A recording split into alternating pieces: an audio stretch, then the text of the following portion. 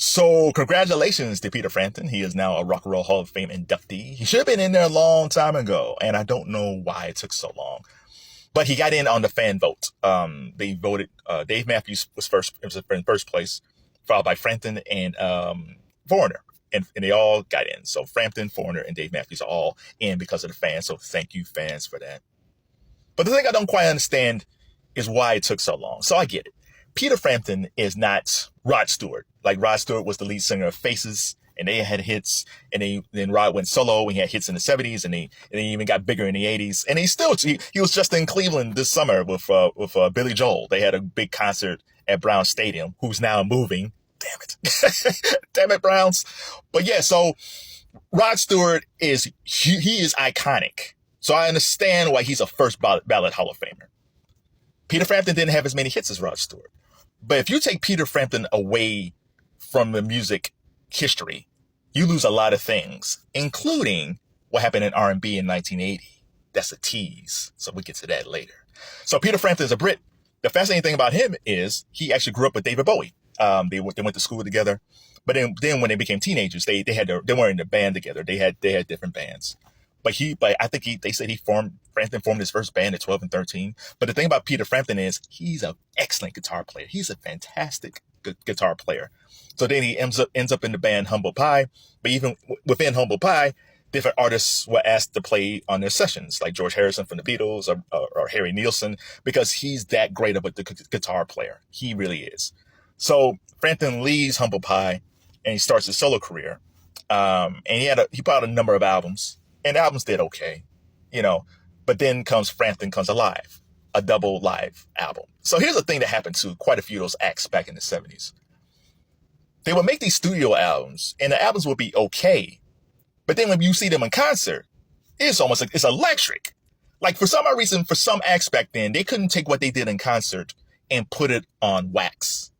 So what they did was, I think they was going to work on an album anyway, and they was going to have some live tracks on one of his albums. And I think he was with A&M, I think. And they said, no, just keep recording every concert. And we're going to put this together or something like that. And they put out Frampton Comes Alive. If you don't know Frampton Comes Alive, it has songs like Show Me the Way, Baby I Love You, Love the Way. Baby I Love the Way has been remade so many different times. But the thing about that album was Thriller before Thriller. That album was huge.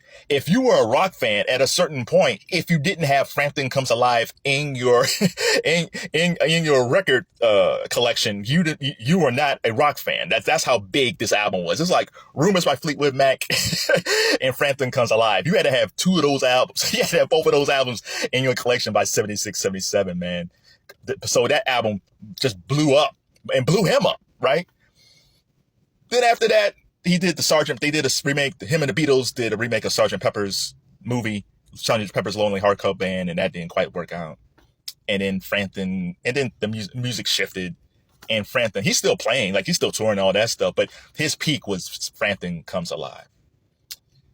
Now here's the thing that's beautiful about Frampton, that changed R&B in 1980. 1970, we have to go back. Christmas 1974. Christmas 1974 is an important date in rock history, even though people don't think it is. 1974, as a gift, Peter Frampton gets a talk box. A talk box is a thing that he connected to his guitar, but it's a tube that you put in your mouth and it creates a sound. And there's footage from 1975 of him using the talk box in 75. And then on that album, on Frampton Comes Alive, you hear the talk box on that album. The reason this plays out in R&B in 1980 is the debut album by Roger Troutman and Zapp. If you don't know Roger Troutman is an R&B dude. There's a band, they're out of Dayton, I believe. They're from Ohio, so I'll say that. Roger and his brother, who tragically died. It was horrible.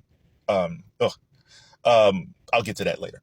So yeah, Roger has this thing. Roger was the leader of the band, and he used the talk box, and he has the tube, and he has it connected to his keyboard. So this is where you get like Heartbreaker, I Can Make You Dance, Computer Love, I Heard It Through the Grapevine, So Rough, So Tough.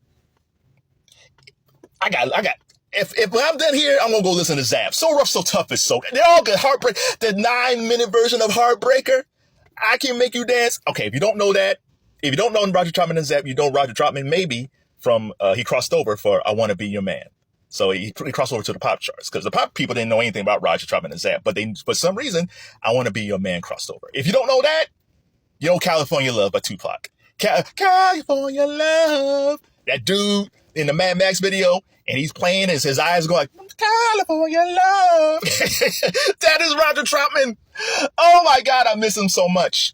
So what happened was, allegedly, him and his brother had, years later, like him and his brother had an altercation, and his brother killed Roger and then killed himself.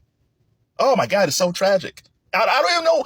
That is just one of the sad. This is unsung about the history of Roger Troutman and Zapp. If you haven't, find the unsung about Zapp and Roger Troutman. It's a fantastic, great, tragic story. So yeah, if it wasn't for Peter Frampton, I don't know if Roger Troutman was inspired by Peter Frampton because of his talk box. I don't know. But Frampton was using that talk box with his guitar in 1975, 76. So he was out there doing it. So I don't know if Roger heard that and he wanted to do it, if Roger heard it someplace else.